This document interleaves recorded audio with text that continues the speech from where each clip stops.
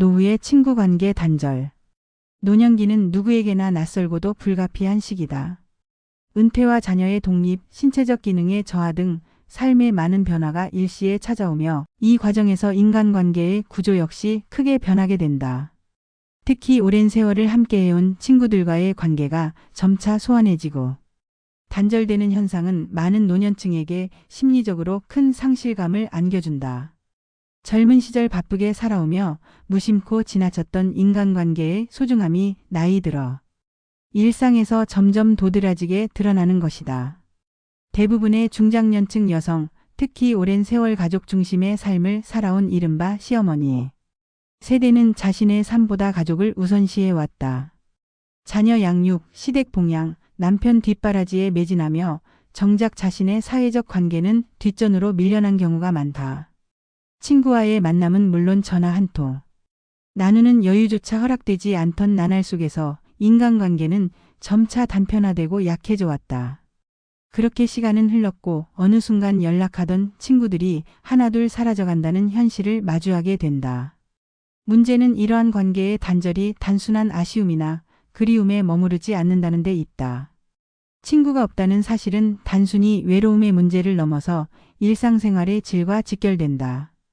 병원 진료를 받아야 할 때, 갑작스럽게 건강 이상이 생겼을 때, 또는 단지 누군가와 말 한마디라도 나누고 싶을 때 옆에 있어줄 사람이 없다는 사실은 극도의 고립감을 유발한다. 특히 가족이 바쁘거나 멀리 떨어져 있는 경우 이러한 외로움은 더욱 심각해질 수밖에 없다. 남편과의 대화가 단절된 지 오래고 자식은 각자의 삶에 치여 연락이 뜸해진 상황에서 하루 종일 말 한마디 없이 지내는 날이 반복된다면 그것은 단순한 혼자 있음이 아닌 심리적 고립이라는 명확한 문제로 드러난다. 이러한 심리적 고립은 노년층의 정신 건강에 심각한 영향을 미친다. 외로움은 우울증의 주요한 원인 중 하나이며 더 나아가 인지기능 저하나 치매의 초기 징후로도 이어질 수 있다. 실제로 최근 여러 연구에서는 사회적 고립 상태에 있는 노인이 그렇지 않은 노인보다 우울증 발병률이 높고 인지능력 저하 속도 또한 빠르다는 결과가 보고되고 있다. 이는 인간이 사회적 동물이라는 사실을 다시금 상기시켜주는 단적인 예다. 아무리 건강을 잘 관리하고 경제적으로 여유가 있더라도 정서적으로 소통할 수 있는 관계가 결여된 삶은 결코 행복한 노후라 말할 수 없다. 노년기의 친구관계 단절은 사회 전체의 구조적 변화와도 맞물려 있다. 과거 공동체 중심의 사회에서는 자연스럽게 형성되던 이웃 간의 유대와 모임이 점차 사라지고 개인주의적 경향이 강해지면서 인간관계의 밀도가 급격히 낮아졌다. 특히 도시화가 빠르게 진행된 현대 사회에서는 지리적 근접성마저 인간관계 형성의 장애 요인으로 작용한다. 옆집에 누가 사는지 모르는 상황에서 새로운 사람을 사귀는 일은 젊은 층에게조차 쉽지 않은 일인데 하물며 노년층에게는 더 큰 진입 장벽이 된다. 게다가 디지털 기술에 익숙하지 않은 세대일수록 사회적 단절의 위험은 더 커진다. 요즘 젊은 세대는 스마트폰을 통해 다양한 방식으로 사람들과 소통하며 관계를 유지하지만 많은 노년층은 그러한 기술적 기반에서 소외되어 있다. 전화번호조차 잊혀져가는 친구에게 다시 연락하기란 마음처럼 쉬운 일이 아니다. SNS는 물론이고 문자 메시지나 영상통화조차 낯설게 느껴지는 이들에게 친구를 잃는다는 것은 곧 세상과의 연결고리가 하나씩 끊겨나가는 일로 다가온다.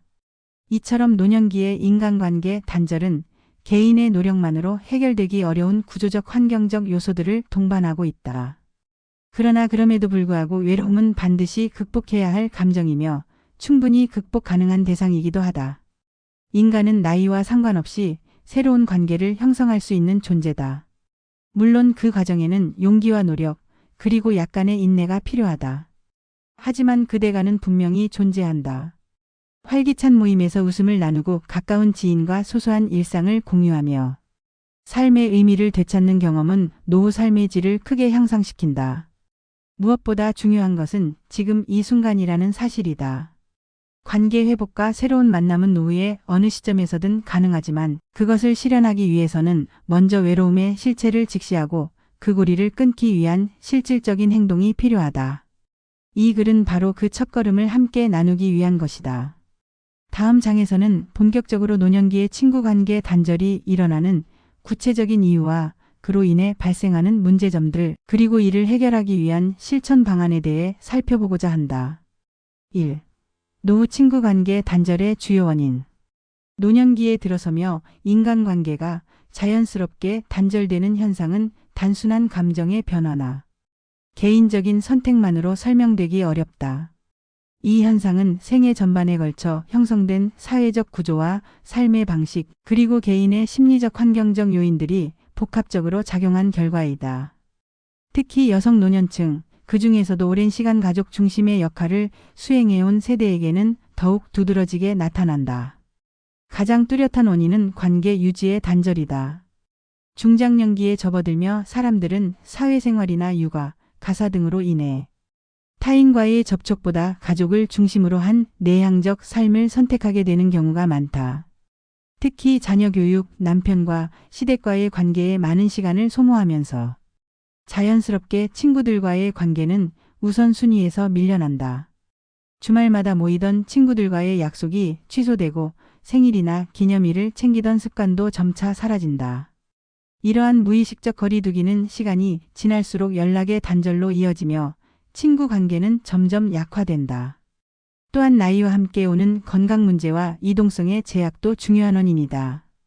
관절 통증, 시력 저하, 고혈압이나 당뇨 같은 만성질환은 외출을 줄이게 만들고 이는 자연스럽게 사람을 만나는 빈도수의 감소로 이어진다.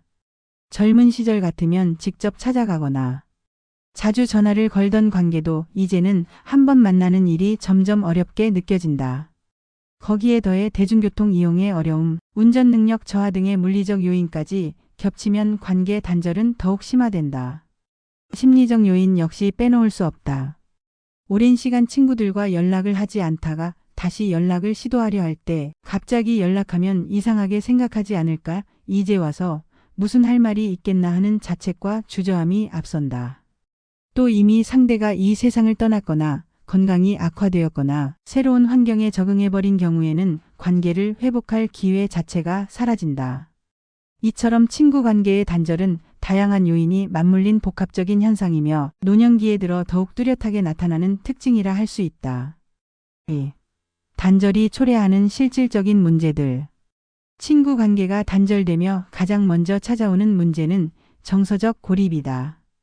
이는 단순한 외로움과는 차원이 다른 문제로 심리적으로 연결되어 있다는 감각 자체가 희미해지는 상태를 의미한다. 말 그대로 자신이 사회적으로 무의미한 존재처럼 느껴지는 것이다. 오랜 세월을 함께한 친구들과의 교류가 사라지면서 삶의 공감대를 공유할 대상이 줄어들고 이는 곧 감정 표현의 기회를 박탈하는 결과를 초래한다. 정서적 고립은 다양한 정신건강 문제의 발단이 된다. 대표적으로는 우울증이 있다. 친구와 웃으며 대화를 나누던 시간들이 사라지고 혼자 있는 시간이 길어질수록 부정적인 생각이 머릿속을 지배하게 된다. 아침에 일어날 이유가 점점 희미해지고 자신이 더 이상 타인에게 필요 없는 존재라는 자각이 깊어지면서 무기력감은 점점 고착화된다. 이는 일상생활의 활력을 잃게 만들고 자기관리를 소홀히 하게 하는 요인으로 작용한다. 또한 인지기능의 저하와 치매 발병 가능성도 관계 단절과 밀접한 관련이 있다. 사회적 상호작용은 뇌를 자극하는 중요한 요소 중 하나이며 특히 언어적 소통은 기억력, 판단력, 집중력 유지에 큰 영향을 미친다. 친구와의 대화는 단순한 말의 교환을 넘어서 감정을 해석하고 논리를 구성하고 기억을 소환하는 복합적 사고활동을 유도하기 때문이다. 이러한 자극이 차단되면 뇌는 점차 기능을 상실해가며 치매와 같은 신경퇴행성 질환의 가능성을 높이게 된다. 이 외에도 실생활에서 겪게 되는 어려움도 크다. 갑자기 몸이 아플 때 병원에 함께 갈 사람이 없다는 사실은 단순히 불편함을 넘어선다. 중요한 수술이나 검사 또는 단순한 외래 진료조차도 외롭게 감당해야 하는 상황은 삶의 질을 현저히 낮춘다. 또한 누군가와 일상의 사소한 고민이라도 나눌 수 있는 대화. 상대가 없다는 것은 감정의 배출구를 잃는 것과 마찬가지다. 이처럼 인간관계의 단절은 단순한 외로움에 머무르지 않고 신체적 정신적 사회적 문제를 복합적으로 유발하는 중대한 위협이 된다. 3. 새로운 인간관계 형성을 위한 실천 방안. 하지만 이러한 문제들은 반드시 불가역적인 것은 아니다. 노년기에도 새로운 관계를 형성하고 유지할 수 있는 방법은 분명 존재하며 이는 오히려 삶의 새로운 활력소가 되기도 한다. 무엇보다 중요한 것은 스스로 행동에 나서는 용기다. 관계는 기다려서 찾아오는 것이 아니라 움직이는 사람에게 열리는 가능성이다. 첫 번째 실천 방안은 지역사회의 소규모 모임이나 프로그램에 참여하는 것이다. 요즘은 지자체나 복지관, 도서관, 문화센터 등에서 노년층을 위한 다양한 프로그램을 운영하고 있다. 공예, 요리, 운동, 문학, 건강교육 등 다양한 주제의 활동은 관심사를 기반으로 새로운 관계를 맺는 데 매우 유리하다.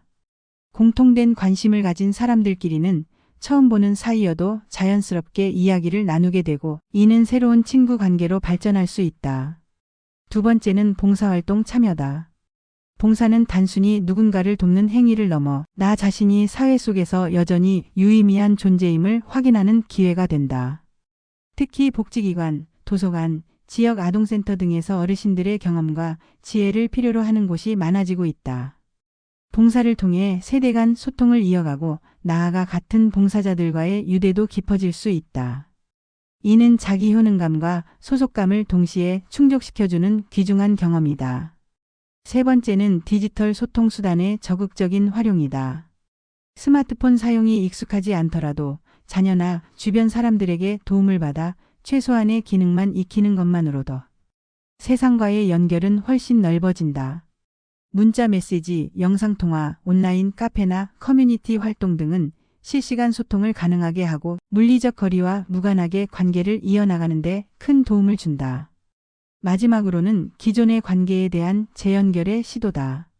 오랫동안 연락이 끊긴 친구에게 용기를 내어 한 통의 전화를 걸어보는 것, 우연히 들은 지인의 소식에 안부 메시지를 남기는 것 등이 모두 관계 회복의 시발점이 될 수 있다. 대부분의 사람은 갑작스러운 연락에 불쾌함보다 반가움을 느끼는 경우가 많다. 관계는 생각보다 쉽게 회복되기도 하고 시간이 지나 더 깊어진 신뢰로 이어질 수도 있다. 앞서 살펴본 바와 같이 노년기의 친구관계 단절은 단지 한두 사람과의 연락이 끊긴 데서 그치지 않는다. 그것은 곧 사회와의 단절이며 개인의 정체성과 삶의 활력을 잃어가는 과정이기도 하다.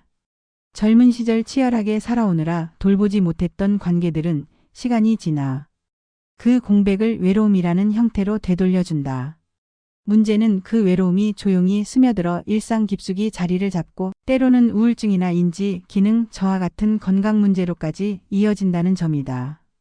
그러나 이러한 현실을 받아들이는 데서 멈추지 않고 다시 새로운 관계를 시작할 수 있다는 가능성을 믿고 실천하는 것이 무엇보다 중요하다. 인간은 태어날 때부터 관계를 맺으며 성장해 왔다. 우리는 타인의 시선 속에서 자신을 확인하고 대화 속에서 감정을 정리하며 함께 시간을 보내는 과정에서 삶의 의미를 되새긴다.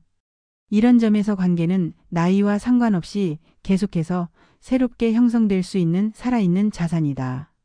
노년기의 관계 단절이 불가피한 흐름이라고 해도 그에 맞서 새로운 흐름을 만들어내는 일은 개인의 선택에 달려 있다.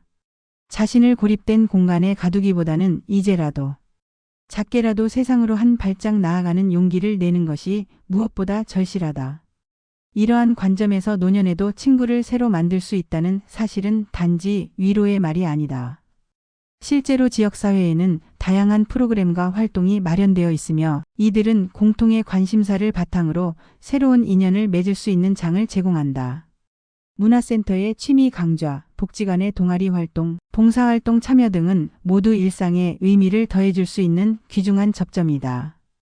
특히 같은 세대 또는 세대 간 교류가 가능한 모임에 참여할 경우 삶의 경험을 나누고 서로의 고충에 공감하며 더 깊은 관계로 발전시킬 수 있다. 이는 곧 외로움에서 벗어나는 실질적인 해법이자 정신적 건강을 회복하는 중요한 통로다. 또한 기존에 단절되었던 관계를 되살리는 일도 얼마든지 가능하다. 누군가에게 연락을 다시 시도하는 일은 두렵고 어색하게 느껴질 수 있지만 대부분의 경우 그 시도는 반가움으로 받아들여진다. 과거의 기억은 시간이 지나도 남아있고 그 기반 위에 다시금 새로운 관계를 구축할 수 있다. 연락을 미뤄두었던 친구, 멀어졌던 지인, 혹은 오래전 인연이었던 사람에게 가볍게 안부를 묻는 일부터 시작할 수 있다.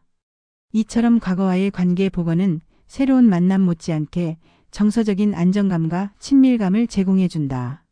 노년기의 인간관계가 갖는 또 다른 의미는 바로 내가 여전히 필요한 사람이라는 자각이다.